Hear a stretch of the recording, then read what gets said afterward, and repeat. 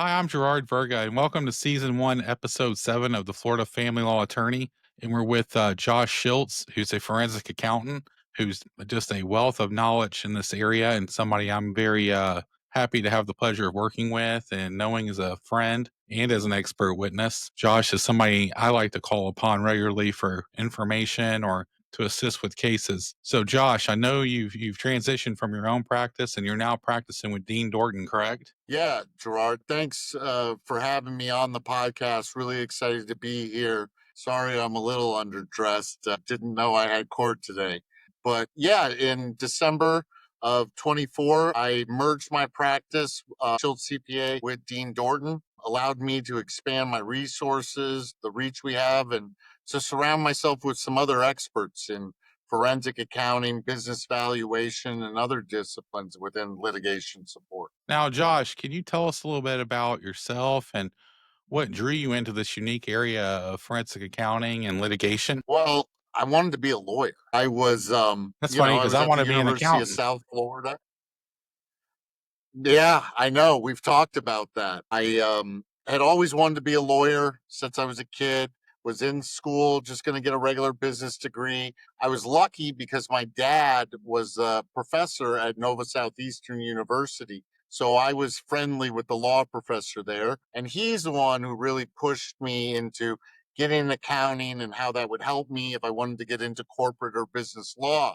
Well, I got into it, and in the state of Florida, you need a fifth year, and ended up getting my master's in forensic accounting at Florida Atlantic University.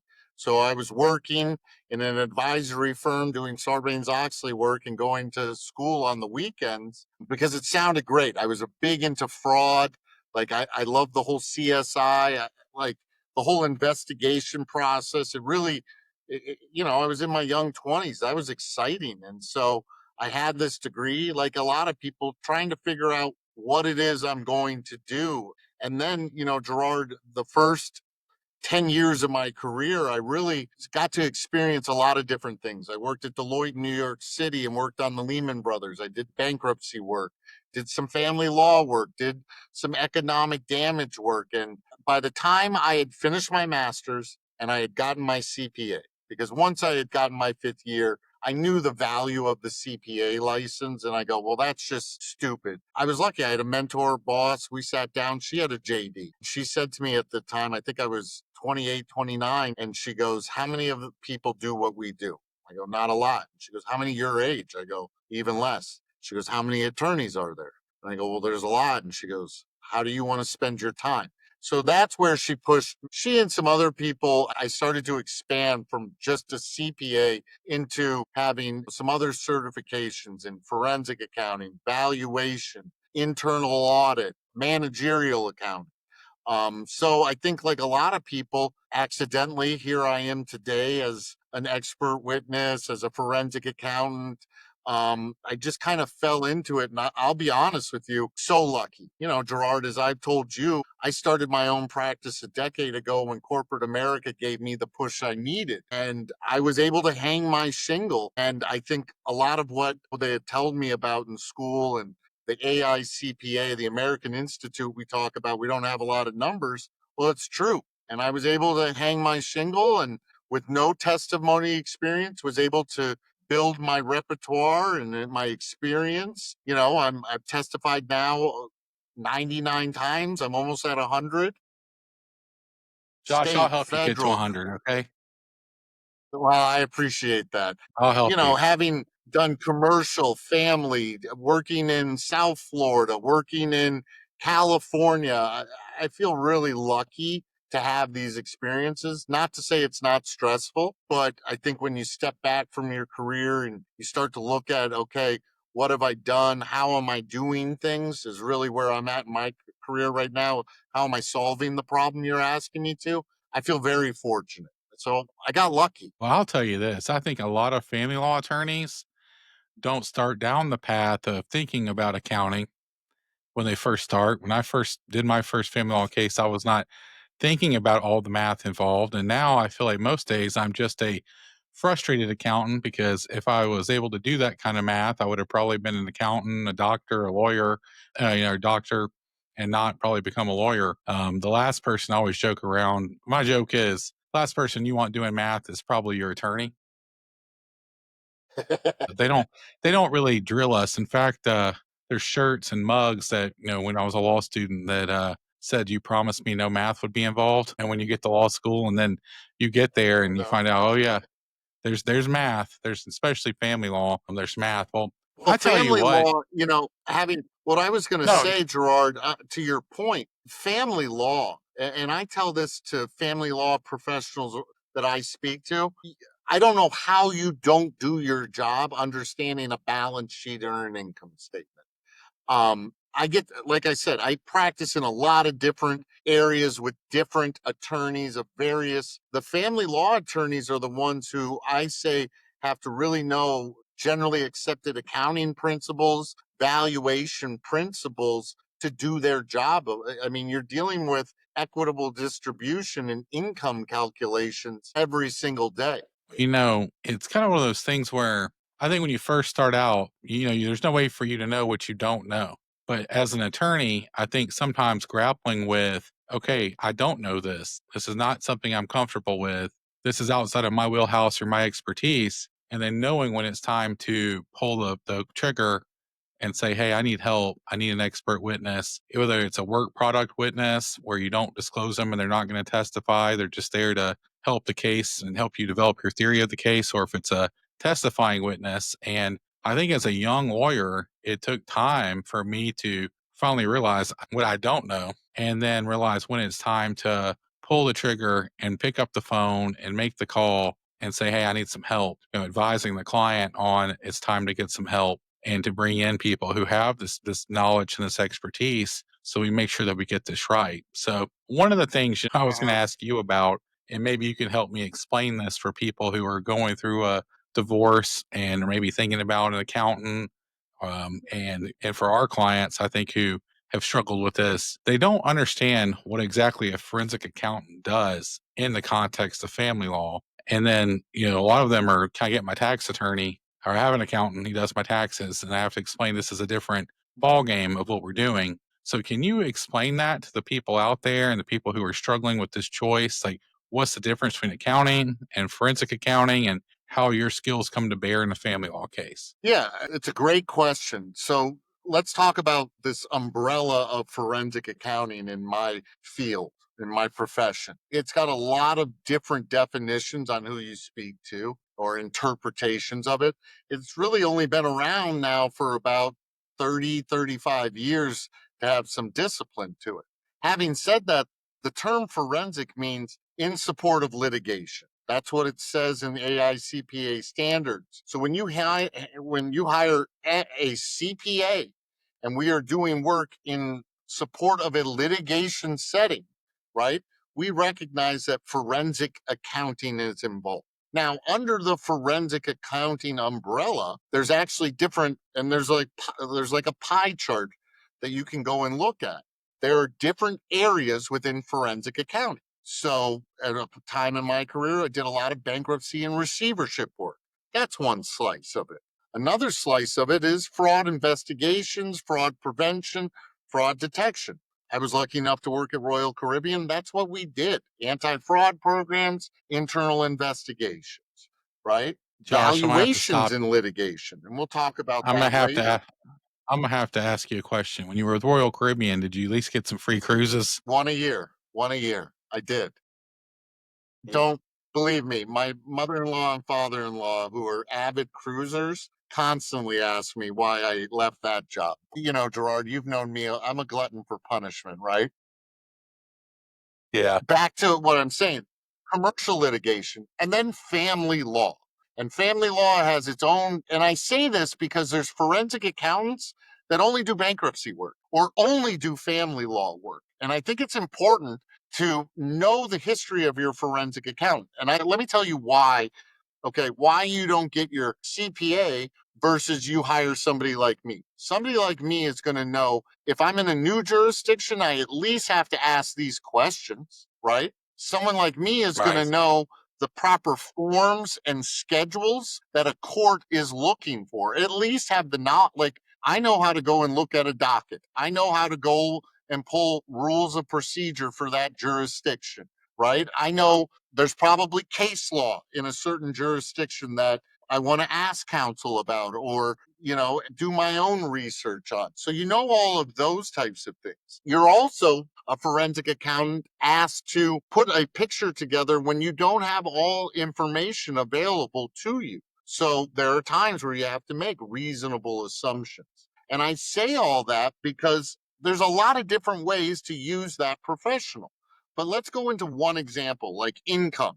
Well, why would I go and hire Josh versus just using my own CPA?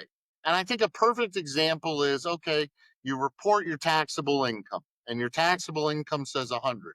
But then I come on the other side and I go, well, cash flow available for support, which is 61075 language, is 200. Your CPA is not wrong. They sent the right taxable income. But what the court is looking for, and that's understanding statute, the case law, is a different calculation. Now, why is that important? Well, if you go and ask my partners in our tax department, we run things a very select way. What you ask me for, what you are hiring somebody like me is, I have a methodology, I have some processes, but I also have baked into that knowing that I'm not going to get exact information. I don't get every K1. I might get only this tax return. So I have to then use what I'm working with. And then the last step that I think a good forensic accountant can do is communicate verbally, the written word, schedules. At the end of the day, especially if you're going to be an expert witness, you got to get up there and you got to tell somebody who does not have all the degrees and all of the, and I've made it too complicated, especially early in my career, right? Where the dueling expert thing happens. I want to show who's smart, but it's about explaining. So how can I explain it? How does that come into it? Those are just some things, Gerard, where a forensic accountant is different. Other things are planning. How I plan an engagement, right, is probably going to be different because you're going to come to me with a client who goes, well, yeah, the income, but then what about this thing, right? And so while a tax accountant may be good about your income, in family law, you have to do balance sheet accounting. That's what assets and liabilities are. And that can change as things happen. And so it's being able to put all those things together for a client, right? One last thing about that is, I think everyone assumes a forensic accountant can just make something up. If your forensic accountant is telling you they can do something, I'd like to, and they don't have documents or anything of that, be weary of that, right? Like we're CPAs. We can't just put our finger in the air and guess it. You got to have reasonableness behind it. So that's a I long-winded know that. answer to a No, it's not. It's the truth. I know that the first forensic accountant I worked with the case, he had an assistant named Beth, and I had worked a lot of cases with him until he retired. And every time we were over there, it was Beth, give me this folder. Beth, get me this document. As I quickly realized that there was not one number, not one estimate, not one thing on that sheet that he did not have a Kelly Blue Book sheet for, or a tax return, or some documentation where he had saw where comparable items had been sold for a certain amount that he used as an estimate if he had to, and everything was backed up by fact. And I think that was something I learned from him. The thoroughness of his investigation as a forensic accountant influenced me on how I investigate a case or work the case up, because in law school, we're not really taught a whole lot of accounting principles and how you back things up, or how you, kind of, and he was very good at helping to assist in settling cases because he came with so yeah. much data that it was pretty much almost irrefutable that that was the number. And then another lesson he kind of taught me along the way was sometimes you're not going to agree, and it's okay. He said, my number's this, their number's that. They're at 100, we're at 50. We're going to call it 75. And we're going to meet in the middle, and we're going to try to get these people moved on, because on one day in court he could win, one day on court I could win. They have a point, I have a point.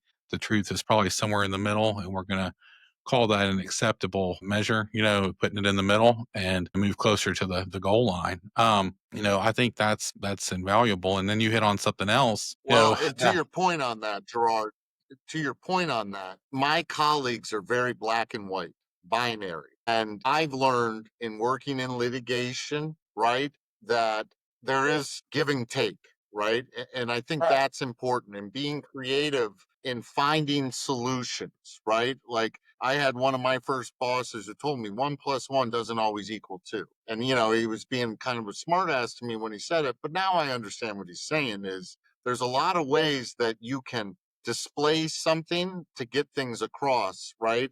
I mean, numbers can be used advantageously at times. It doesn't have to be black and white.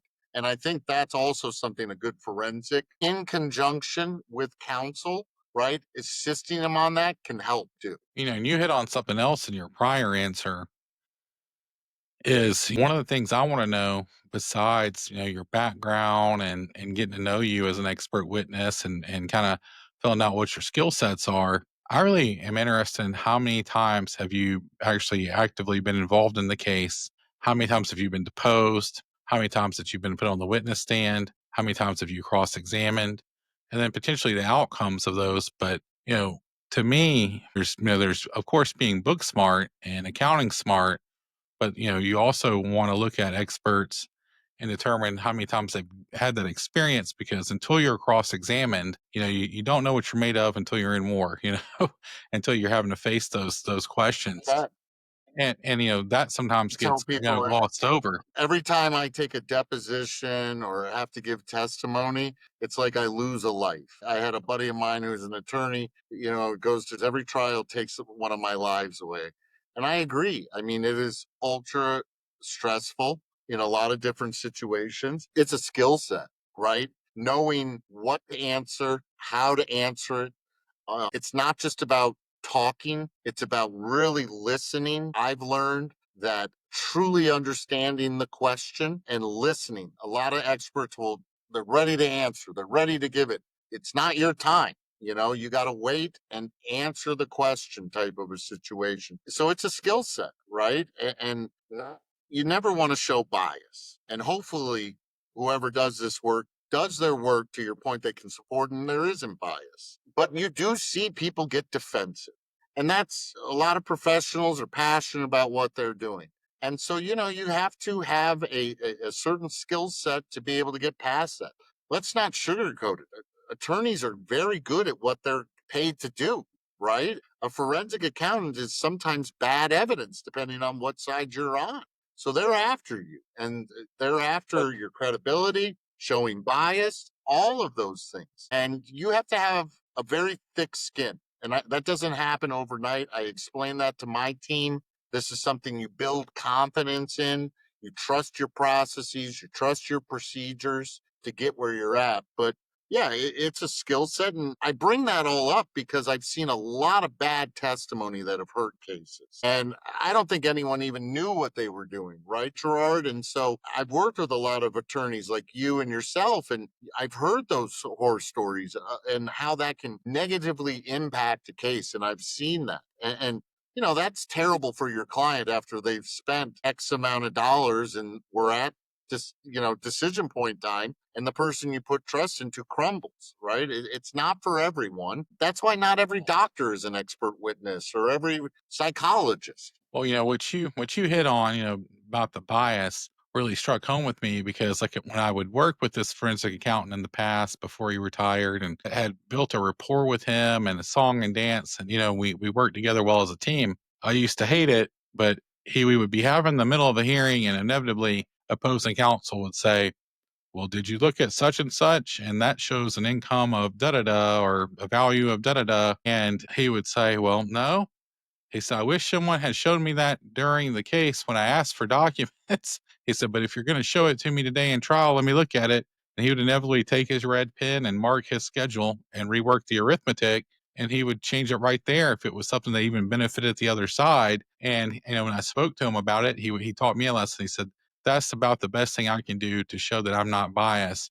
That if you come up with better documentation even the day of trial, and it changes the calculation, then I'm willing to change the calculation to make it properly reflect the true math." And I thought that was spoke to his character, and it taught me a lesson, and he was willing to do that. And I explain to people often that an accountant is there to help you. But an accountant has invested a lot of time and work into their education, into their credibility, and into building their own resume and trust with the court, and that they are not going to fudge or make up numbers for you. That's not going to, hopefully they're not if you hired a credible one. And, the numbers are the I numbers mean, are the those are the numbers. lessons yeah, those were the lessons that my mentors taught for me. No one case is worth it. That's ultra true. At the end of the day, and I would tell this to anyone else, I'm not here to be anyone's friend. It's a tough business because you want the attorneys to be friendly with you, but at the same point in time, yeah, there are times I don't work with everyone forever because disagreements happen. I have to stand on my own two barrels. It's just a part of it, right? I think to your point, though, also a good witness. Yeah, if you get, I've done that. I've been on the stand. Someone will hand me something, and yeah, that'll change it. I mean, you're not there if you're hiring a forensic. And this is a point I wanted to make earlier in a question. Sometimes people think they hire me and I'm going to make something appear. I can't do that, right? Here's what I'm really good at: getting my hands around a plethora of documents and information, synthesizing that, analyzing that, and providing a conclusion, an observation, a deliverable that I can stand on. And remember, a CPA is a public trust license. You can know that as a CPA, right? I'm doing everything standard wise to not be non independent, to not be biased, right? We want to be seen independent, objective on those things. So that's why a lot of times you'll say a CPA, this is based upon the evidence presented to me at this point in time.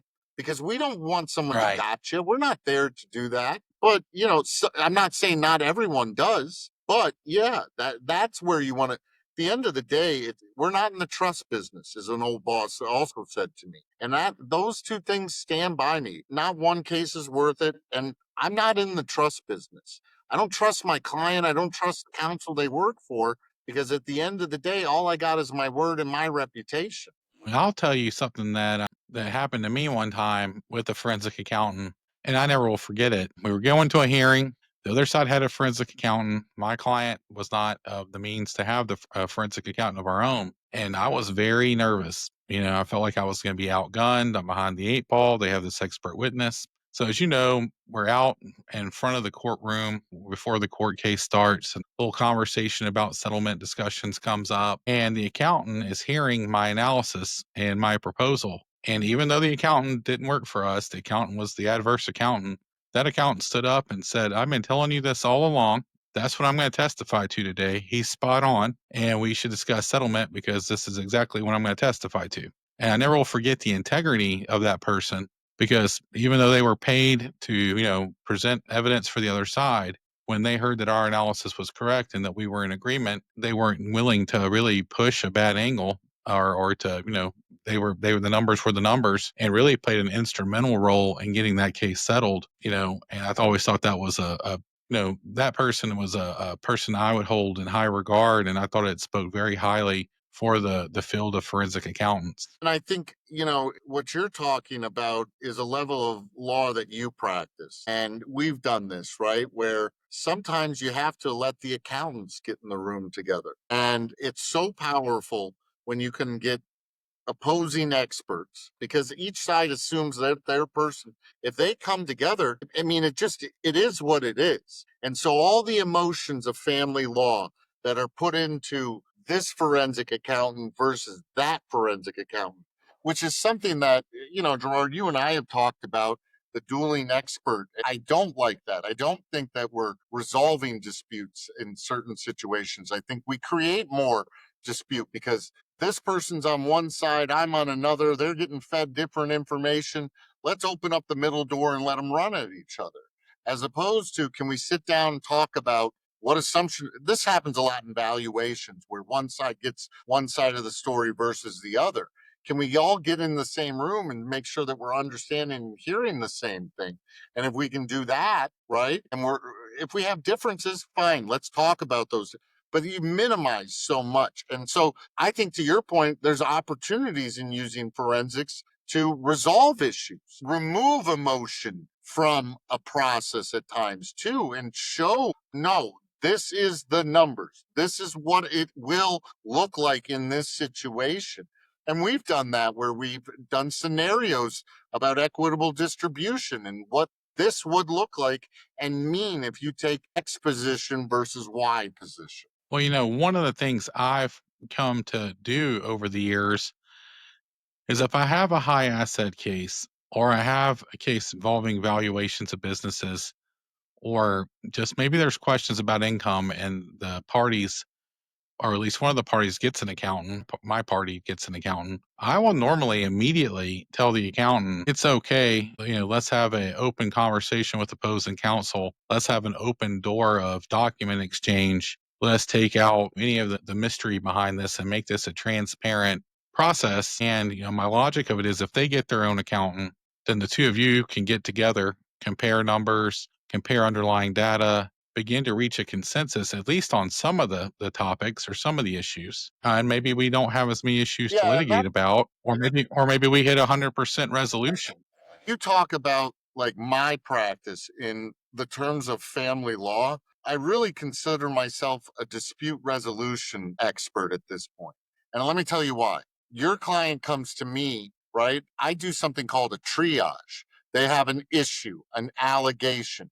Let me triage that allegation. Let me see as a professional, is it meeting all the questions I have to investigate? Remember, I have a CFE. I know how to investigate alleged financial fraud. And there's ways to go about doing that. We could have a whole podcast episode about what I call fishing for fraud. Some people throw cast nets. I deep troll looking for big fish because that's what we're after. But that triage process, what am I doing? We're risk assessing. How material is this, right? I mean, you don't go and spend $5 to chase $1. I think, if you're going to an allegation of dissipation or malfeasance, right? How much? What does it going to take? And what's the potential ROI on that, right? Those are things that I like to do. And that's upfront risk management. That's scoping a project. Where are there true issues? Where's the value in hiring a forensic or a BV expert to get your case moving forward? As opposed to, I need a forensic, they're just going to go look at it. And then on the flip side of it, too, is a forensic accountant should help you mitigate issues that aren't issues, right? And so Right. upfront, what are we seeing? Is it an issue? Okay, now we investigate it. Now, what does this look like in the context of your case with the facts and circumstances? That's what we're helping piece together. Well, I find that the vast majority of the time when you get the two accountants together, you have a free exchange of information and documents that, you make tremendous headway toward a resolution of the case. And, I think that, when your own accountant tells you this is the value and they have the same value on their sheet that I reached, you know that you've got the right answer. And I think that can be a very powerful tool to move a case toward resolution, to get the people out of litigation faster, and it takes so much of the guesswork out of it because as a lawyer, I'm not an accountant. My client, is not normally an accountant. And now we have someone who's really crunched those numbers and questioned everything and looked at it under every rock and stone, keeping a mind, on return on investment, if it's worth to look under that stone or not, and getting down to a conclusion. And, sometimes even on attorney's fees, the amount of attorney's fees that can be saved by getting the accountant and getting the resolution, quick. The accountant sometimes, mitigates those costs. The litigation is expensive. Yeah, Gerard, and you know me, I like to educate, right? If I'm not coming from a place of witchcraft, I'm coming to a conclusion or an observation. I'm very upfront. I mean, I speak all the time about my processes and valuation in divorce, but I'm very upfront because tell me if I'm missing something. I'm not trying to be the grand poobah. Let's explain it. And how many times, I can't tell you how many times, I would say almost 98% of the time, if not higher, what is the alleged issue or allegation? It is a misunderstanding. It is misinformation. It is a mishearing. It is a lack of financial acumen. So I come in and I educate. And sometimes I educate my party. Sometimes I'm educating both parties. Sometimes I'm educating opposing counsel because they're new to this and they're not, and they're only hearing it. And so I think a lot of times these allegations is just misinformation. And so if I can come in neutral, independent, objective, whatever you want to call that, I'm going to do it regardless. I don't care who's signing my paperwork, right? Right. I can break down a lot of barriers, right? I mean, a lot of costs and litigation are this back and forth, not understanding, misinformation.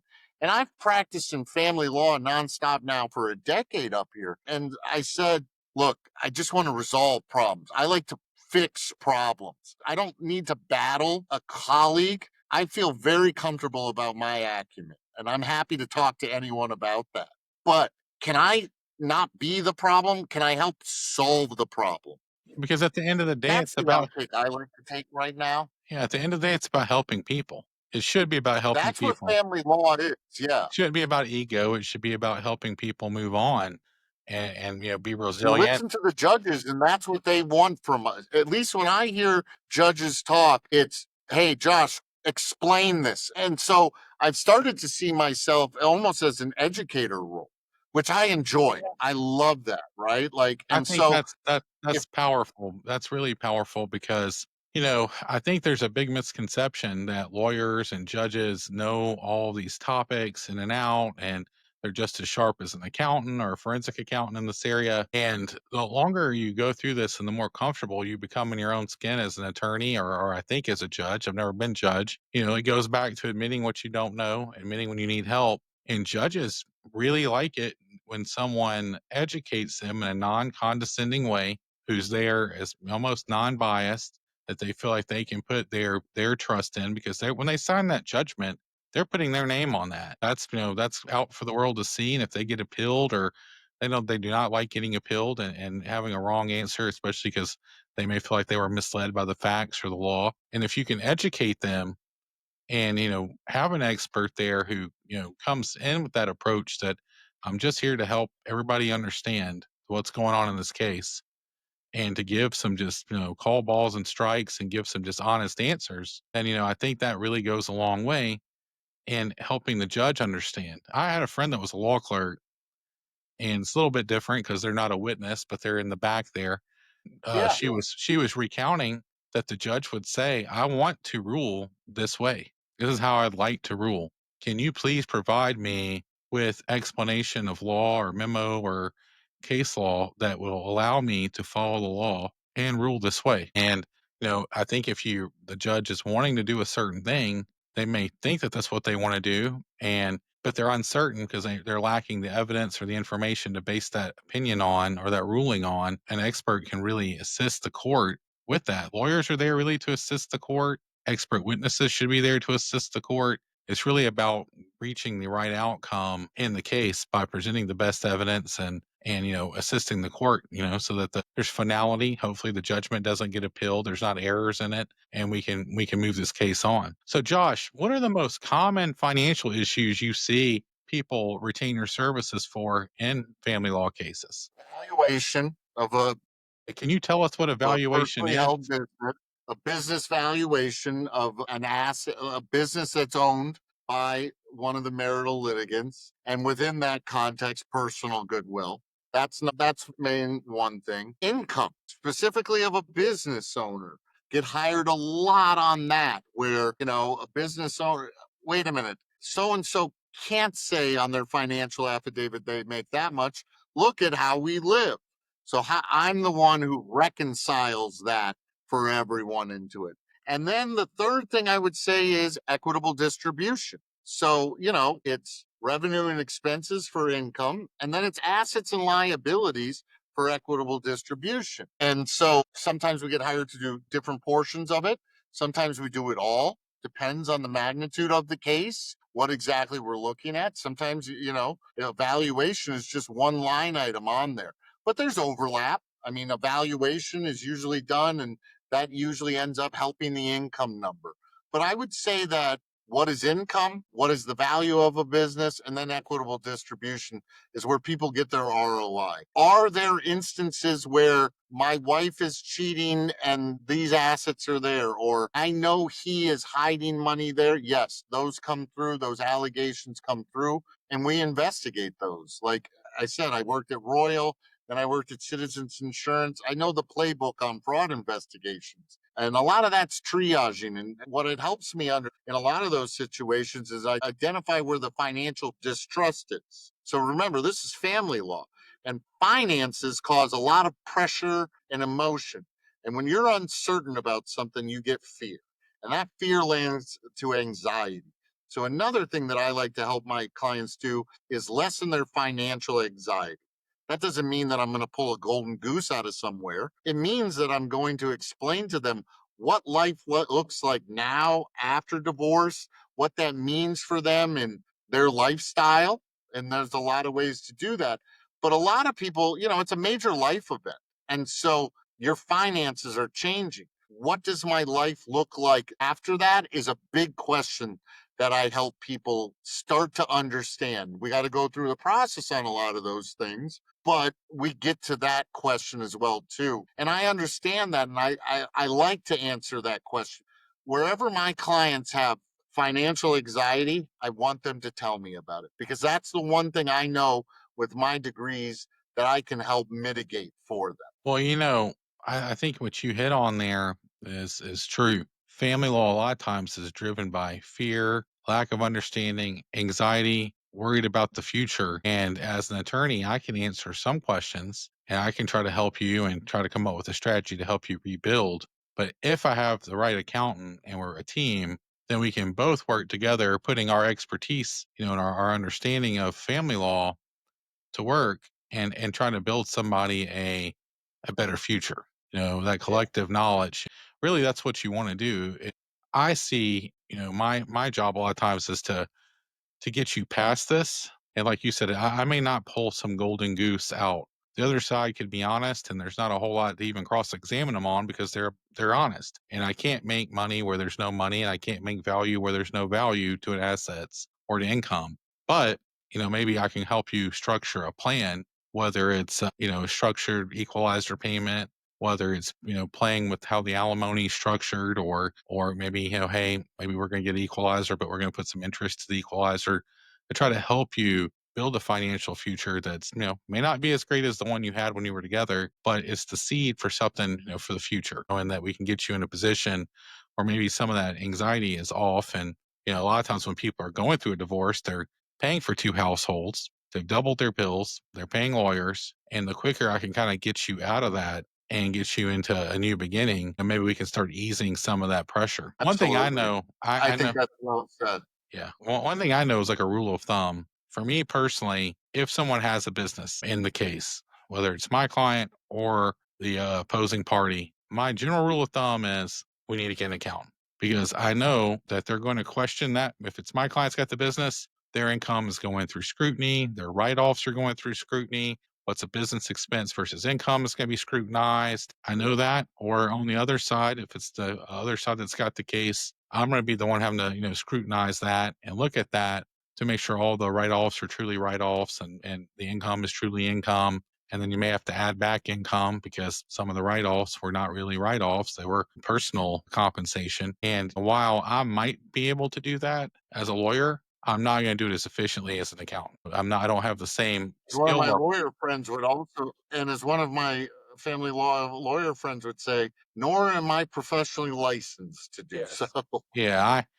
Yeah. The do it yourself And so accounting. we do provide that extra level of assurance Mhm. for not just the client, but for counsel. Yeah.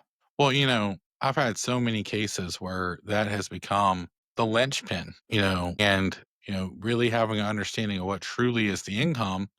Because, for people listening, the income is going to plug into the alimony. That's going to Mhm. be, where we start with the alimony analysis. The income is going to play a role when it comes to child support and how much the child support is. Those are the starting points. Are what is everybody's income? And if one person has artificially taken a step to lower their income, then that needs to be addressed. And then another thing on the alimony I like to point out is if you were having this really great lifestyle because you were running expensive personal expenses through the business, my job as an attorney is to say, hey, everybody should knock that off and play by the rules and make sure everything's above board. So you may not have that lifestyle if everything is being taxed properly. So, you have to look at that too, and and look at those things. And another thing I think can be very helpful is, if there's been some shenanigans with the income, having an accountant there is useful because there could be IRS or back tax issues that come up if things are uncovered.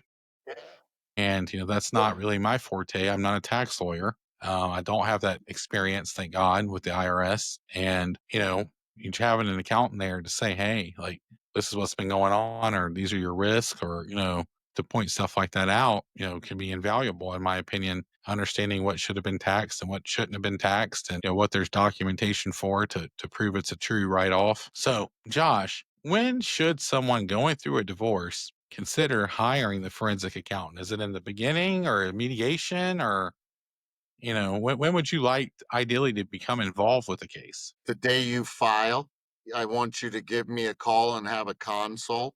Whenever the financial affidavits are done, the first round of it, immediately. Now, why do I say that? I want to know what the issues are up front of time so I can see if there's anything I can do to mitigate it. I want to tell you, well, number one, I don't want to be, hey, Josh, we got trial in 2 weeks. It takes a long time to put this stuff together, especially in a litigated setting No pressure, where Josh. No the pressure. well, yeah, exactly. In a litigated setting where the stakes are higher, the mistakes have a big spotlight on them, the risk is there. You're asking me just like a judge has to sign their name. I got my name out there too. And so being able to prepare, being able to know what to prepare for up front. But why immediately? Let's see what the issues are. If you don't know what the financial issues are because you don't have anything into it, then wait till you get the financial affidavits and you go, this doesn't make sense. Have that consult. Does it make sense? And ask your questions right from the get go. I may look at the financial affidavits and go, you don't need me for income. You need to hire me for evaluation. And that has happened. Or I'll say to somebody, you don't need to hire me for evaluation. You need to hire me for a passive versus active appreciation analysis or a coverture analysis, right? There's all these splitting of marital and non marital that I do in that, right? And I can tell you that up front. And so I think what we can tell you, and I have no problem getting on the phone and saying, you don't need to hire me, right? Like I'm Kaneahora, God willing, I'm lucky in that respect, but I also think I'm lucky because I give people good sound advice. I tell attorneys, there's a lot of attorneys who I work with closely. They'll get me on the phone just to, their client is adamant about something. All right. I'll get on the phone and we'll walk them through that. But I'm looking for issues. When someone comes to me, what is the issue? How big of an issue is it? What can we do to move to mitigate, correct the issue? Those are the questions I ask myself. And then once I know those, what do I think it's going to cost? Is the juice worth the squeeze? All right.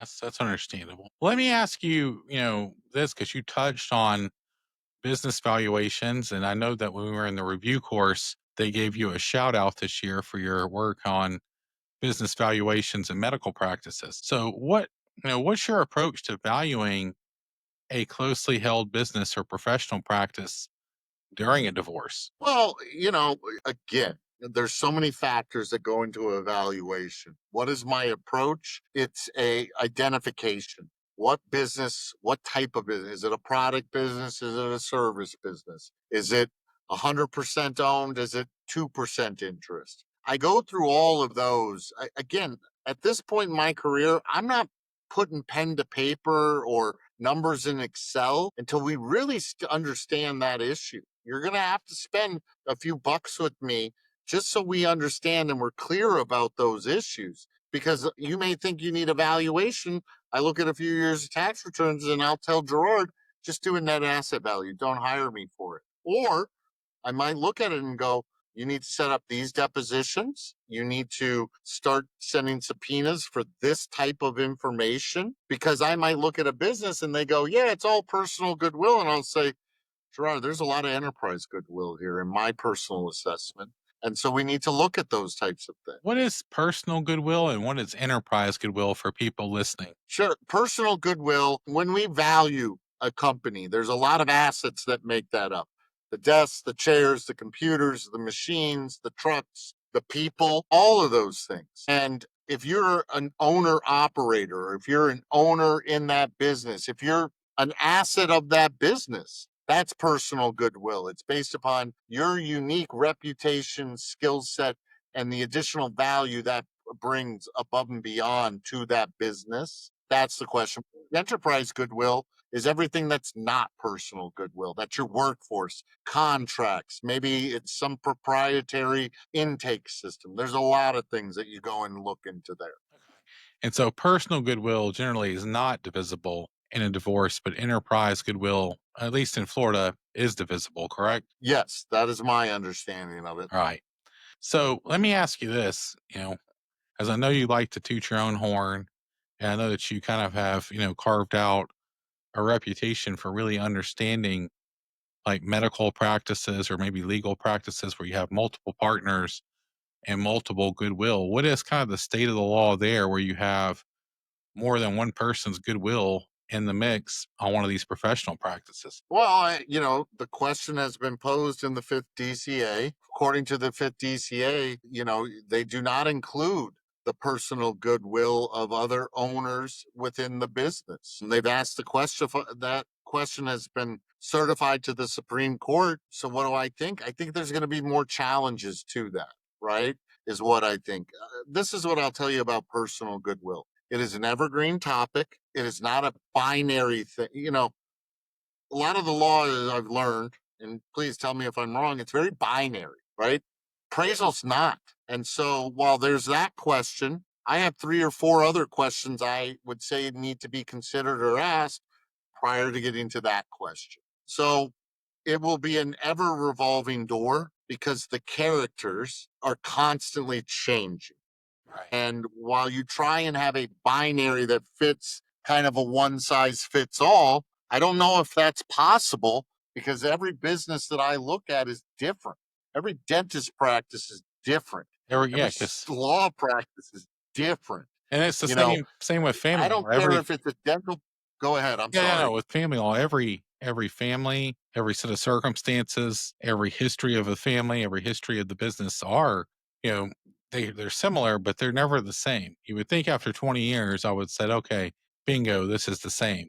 But they're not. They're always slightly have their own twists, turns, and meanders that make them unique. And you got to kind of navigate through those histories. And that's why, back to your question about what do I do in the process, there's a lot of questioning and trying to understand not the finances, but the operations, the characters in that business that I want to understand. Because you can't really analyze and you really can't help a person until you really understand them. And I know that there's lots of times where our clients will ask about the intake sheet and the thoroughness of the intake sheet and why so many questions and why am I missing work again to meet with you to go back over and to talk about these topics. And it's because I really do want to understand. I want to be able to get into your skin, into your shoes, and really understand the facts and understand what's going on and what's driving this so I can come up with the best solutions. And ultimately, as a lawyer, I want to be able to tell your story and I want to be able to tell that story accurately because I wasn't there. I didn't live it. So I have to learn it from you and I have to uptake all that information and then kind of figure out, how I'm going to use each piece of that information to tell your story and to present your argument to the court. You're 100% correct. Yeah. Yeah. So let me ask you this: if you have a person that's struggling to kind of make this decision on whether they should get a forensic accountant or not, are there any specific red flags that indicate hidden assets might be an issue and that this might be a good investment of your time and money to Lack get of a forensic accountant? documentation. Right. Yeah, I think when I see people that can't submit their mandatory disclosure, which is required, especially when they're business owners or financially savvy folks, that's a red flag to me. Also think it's a red flag for me as a professional, and I tell counsel this, if our client has no understanding, like why, right? Now, sometimes that's just a product of the partnership, but that's a red flag. Another just common red flags if you're an attorney, changes in expense variations in a business. If revenue goes up 100% and expenses go up 200%, I'm kind of questioning that, right? Or if your professional dues are 5,000, then they're 50,000, then they're, right? Like, what are we doing? Those are some what I call blocking and tackling red flags to it. Incomplete information, meaning if you have a tax return and not all the schedules that are or statements are with it, or you get a business tax return and it's only half filled out. Maybe those are red flags. And red flags are just indicators, potential. Doesn't mean it's anything. But those are the things. I mean, look, at the end of the day, it's finances, it's assets and liabilities, it's revenue and expenses. If we get all the information, I can reconcile that. There's methods approved by the IRS that I can use at my disposal. But if I'm sitting here and I'm in the dark, I don't want to say this because there are a lot of very financially astute family law attorneys out there, but most of them will even say it's time you got to go over to an accountant so we can make sure that these red flags actually are burning embers or not. Right. So, yeah, where is the mistrust? But again, those are the tangible ones, Gerard, that come to mind. Well, kind A new one, or of. recently over the years, is with Bitcoin and digital That's assets, funny because that's the right? next And question I was gonna ask is how has digital currency affected your work? Because to me, like, I hear Bitcoin and crypto, it makes me very nervous. I'm getting a little older. I'm not as hip. I'm not up on the newer stuff, and it worries me that I'm gonna miss an asset, or how do you guys handle that? Like, what was that a red flag off well, the start? well, Is it easy to determine? no, not at all. No, I look at Bitcoin like any other asset. If it was fine art or buying a baseball card, right? It's a bet. I mean, that whole digital Bitcoin, there's nothing that's backing that up. I listen to a lot of podcasts, very of smarter people than me, professors of economics. And so when I start to feel something, I want to go and read a book about people who are smarter than me. It is a problem in that here's what Bitcoin does. It puts it out there on the blockchain, so you can't locate it after that. No harm, no foul, though, in my mind, because you have to exchange an asset to transfer it into Bitcoin. So that becomes the issue of it. Are we in a financial world right now where you're only dealing in Bitcoin? No, you're not right now. So materiality. So I'm not that concerned about it. I want to know about it. And what I was going to say is, have you seen like wallets and keys? That what automatically it's going to tell me is how do you make your money? And then once I know how you make your money, where do you put that money? What do you use it for? Where could it have gone? I mean, that's a simple tracing exercise in Let me my mind. And let me yeah, ask you this. If they're not honest and they don't disclose it and one spouse suspects it, do you just have to comb the bank statements looking for the initial purchase? Is that what you do? so yeah, I mean, and by comb, we're not, we have software and everything that we can hit in some Bitcoin transactions pretty quickly. We know what we're looking for now. Right. But the other thing too is the spouse, right? Like I would be asking, have you seen any mail come in? These tokens, they look like little key fobs, right? Have you seen any of that information? And again, if it's something new, go look at the bank statements. And unless you have a business owner who starts to shield, and that's where I go, okay, I got to start looking at it because they don't take the business assets and mix it to the personal, so there's a lot of times my client may only see the personal. They don't see where finances and family law is sources and uses. What's the sources and what's the uses of it? And then it's the collection of that data over a period of time that creates the balance sheet or the network. So, Josh, we're coming up on our hour. If lawyers out there or people going through a family law case are interested in your services or to bring you on board, how can they get in touch with you? Well, I would say visit my company's website, www.deandorton.com. You can learn more information about me, my partners, the services specific to different litigation and family law services. I have other partners who are testifying experts who work in this space. You can get not just one of us telling you all that. And then for anyone who's interested, please just you can find my information online and you can reach out to me. You know this. I'm always happy to talk to other attorneys and just get a sense of what they're dealing with. But I get it. sometimes you got to talk to me before you hire me type of a situation. I'm not the type of guy that goes, just give me a big retainer and then we'll talk after that. I don't want to give it back, right? I want to give me a chance to earn my Yeah. money. But those are the two ways that I would say to really stay up to date. We do a good job at my firm too. Sign up for our newsletters. We push out a lot of information on family law, business valuation, income analyses, and all of those things. And our information isn't just in Florida. We have offices in Indianapolis, Louisville, Lexington, Cincinnati, Raleigh, North Carolina, and now Florida. And one of the benefits of that is we take all that information from all those jurisdictions and we build our best practices out of it. Right. That's amazing. That's a good tool when you can call upon that many people and that those diverse experiences and come up with a process and a system. Well, Josh, we are definitely going to have you back on. I We didn't even get through half the questions yeah, I and had I get listed out. but I'm lucky. I have some really good partners who work in different jurisdictions, and they'll look at things a little differently, or they'll look at it from the sense of I don't want my partner, and that's what we do for each other as well too, and it's very helpful. Well, Josh, we're definitely going to have you back on. Like I said, we only got through a small fraction of the questions because forensic accounting and family law kind of go hand in hand, and we will delve into a lot more of those topics and a lot more specific Forward topics to it. over time. And if you're out there watching, if you could please support the channel by subscribing on YouTube or liking and sharing on Facebook or Instagram. That helps get the information out to people who are going through family law. And that's what this is about, is just providing people with some basic information and maybe taking the anxiety down just a little bit and having people develop a deeper understanding of these issues. So, we look forward to seeing you back on here, Josh, and that'll be a wrap for today's episode. Okay. Appreciate it. Thank you all. Thank you.